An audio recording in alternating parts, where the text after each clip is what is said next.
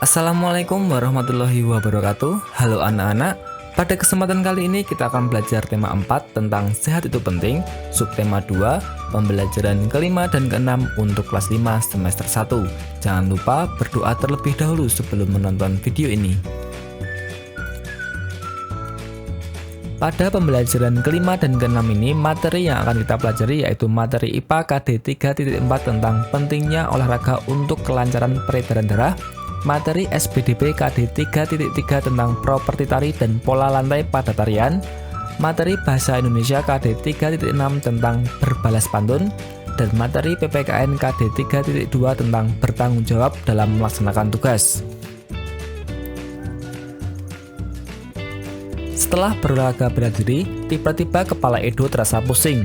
Edo teringat jika peredaran darah pada tubuhnya pernah terkena gangguan tekanan darah rendah. Kemudian, Edo beristirahat di ruang UKS. Tahukah kamu penyebab terjadinya tekanan darah rendah? Kesehatan begitu penting bagi kehidupan manusia. Banyak faktor yang memengaruhi kesehatan kita. Apa sajakah faktor-faktor yang memengaruhi kesehatan tubuh manusia? 4 faktor yang memengaruhi kesehatan. Kesehatan adalah anugerah yang paling berharga bagi setiap insan manusia. Buat apa banyak harta, tetapi badan kita sakit? Ada juga yang mengatakan, health is not everything, but without health, everything is nothing.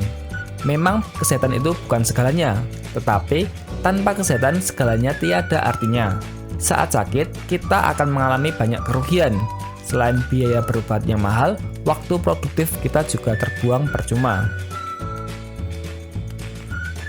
Menurut Hendrik L. Bloom, terdapat 4 faktor yang memengaruhi derajat kesehatan masyarakat, yaitu faktor perilaku, faktor lingkungan, faktor keturunan, dan faktor pelayanan kesehatan. Dari 4 faktor yang memengaruhi derajat kesehatan tersebut, ternyata faktor perilaku memiliki pengaruh yang cukup besar, kemudian diikuti oleh faktor lingkungan, faktor pelayanan kesehatan, dan faktor keturunan. Keempat faktor di atas memiliki keterkaitan dan saling memengaruhi. Yang pertama, faktor perilaku. Perilaku masyarakat yang sehat akan menunjang dan berdampak semakin meningkatnya derajat kesehatan. Hal ini dapat kita lihat dari semakin banyaknya penyakit berbasis perilaku dan gaya hidup. Misalnya, kebiasaan pola makan yang sehat dapat menghindarkan kita dari serangan banyak penyakit, antara lain jantung, darah tinggi, stroke, obesitas atau kegemukan, diabetes mellitus, dan lain sebagainya. Kebiasaan atau perilaku mencuci tangan sebelum makan akan menghindarkan kita dari penyakit saluran pencernaan atau diare dan lain sebagainya. Perilaku menggosok gigi setelah makan dan sebelum tidur dapat mencegah penyakit seputar kesehatan gigi dan mulut. Yang kedua, faktor lingkungan. Lingkungan yang bersih sangat berperan dalam meningkatkan derajat kesehatan masyarakat. Perbandingan angka orang sakit yang signifikan terjadi antara lingkungan yang bersih dengan lingkungan kumuh atau kotor. Beberapa penyakit yang sering menjangkiti masyarakat yang hidup di lingkungan kumuh antara lain demam berdarah, gatal-gatal, infeksi saluran pencernaan, dan pernafasan. Yang ketiga, faktor pelayanan kesehatan. Ketersediaan fasilitas kesehatan dengan mutu pelayanan yang baik akan mempercepat derajat kesehatan masyarakat. Dengan adanya fasilitas yang mudah terjangkau dan dengan mutu pelayanan yang baik akan meningkatkan akses pelayanan kesehatan masyarakat. Ketersediaan fasilitas harus diikuti dengan keterampilan tenaga kesehatan yang merata, mencukupi, dan mempunyai kompetensi di bidangnya dalam pelayanan hingga tingkat pelosok desa. Yang keempat, faktor keturunan. Banyak penyakit yang dapat kita cegah, misalnya dengan cara membersihkan lingkungan. Namun, sebagian penyakit tidak dapat kita hindari, seperti penyakit keturunan. Semakin besar resiko penyakit keturunan, maka akan semakin sulit meningkatkan derajat kesehatan. Untuk mencegah penyakit keturunan, perlu adanya konseling perkawinan yang baik.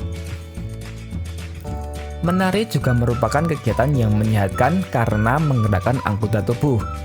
Dalam menari, hendaknya menggunakan pola lantai supaya gerak yang diperagakan lebih indah.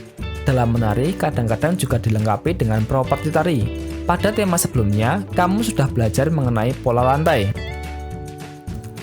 Pola lantai adalah jalur garis lantai yang dilewati penari, baik penari tunggal, penari pasangan, maupun penari kelompok. Secara umum, pola lantai berupa garis lurus atau garis lengkung.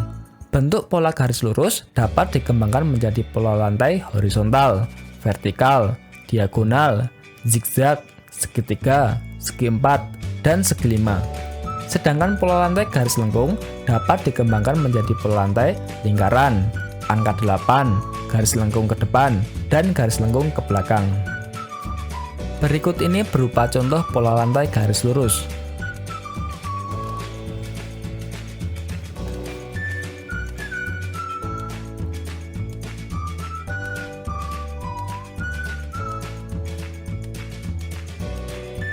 Selanjutnya, berikut ini berupa contoh pola lantai garis lengkung.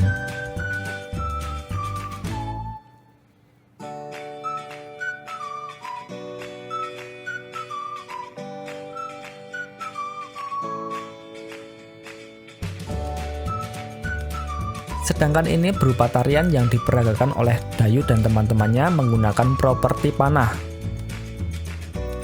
Dan pola lantainya ada huruf V, zigzag, dan horizontal.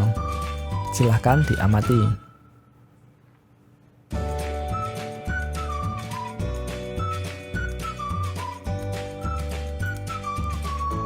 Edo tidak mau sakit-sakitan. Oleh karena itu, Edo ingin banyak melakukan gerak. Seperti sore itu, Edo mengajak Udin bersepatu roda. Mereka beradu cepat. Jarak garis start dibuat di depan rumah Udin, sementara garis finish ada di depan toko Jaya. Tubuh manusia memang hendaknya banyak bergerak. Dengan bergerak seperti berolahraga dan menari, denyut jantung akan meningkat sehingga darah beserta oksigen dan nutrisi bisa tersalurkan dengan baik ke seluruh tubuh. Jarang berolahraga membuat peredaran darah di seluruh tubuh terganggu. Dampaknya, peredaran darah terganggu dan akan timbul banyak penyakit.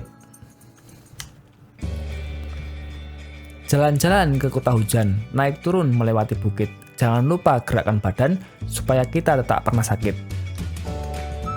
Hitam legam burung gagak, terbang bebas di langit tinggi. Okelah kawan, ayo bergerak bersepatu roda sesuka hati. Nah, dari pantun tersebut mengajak kita untuk selalu menjaga kesehatan dengan menggerakkan tubuh, misalnya bersepatu roda. Waktu belajar di kelas 5 hampir 1 semester. Meskipun baru di semester 1, Siti dan teman-teman berkumpul untuk berdiskusi membicarakan rencana pentas seni akhir semester 2.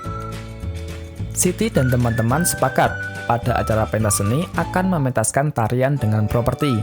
Mereka akan bersama-sama menyiapkan acara pentas tersebut. Setiap anak harus bertanggung jawab atas tugas yang mereka sepakati. Lalu anak-anak, apa yang dimaksud dengan tanggung jawab? Tanggung jawab adalah menanggung segala sesuatu yang telah atau sudah terjadi dan dialami. Demikian pembelajaran kelima dan keenam yang dapat saya sampaikan. Semoga bermanfaat. Jangan lupa selalu jaga kesehatan dan tetap semangat belajar. Sampai jumpa lagi dan terima kasih. Wassalamualaikum warahmatullahi wabarakatuh.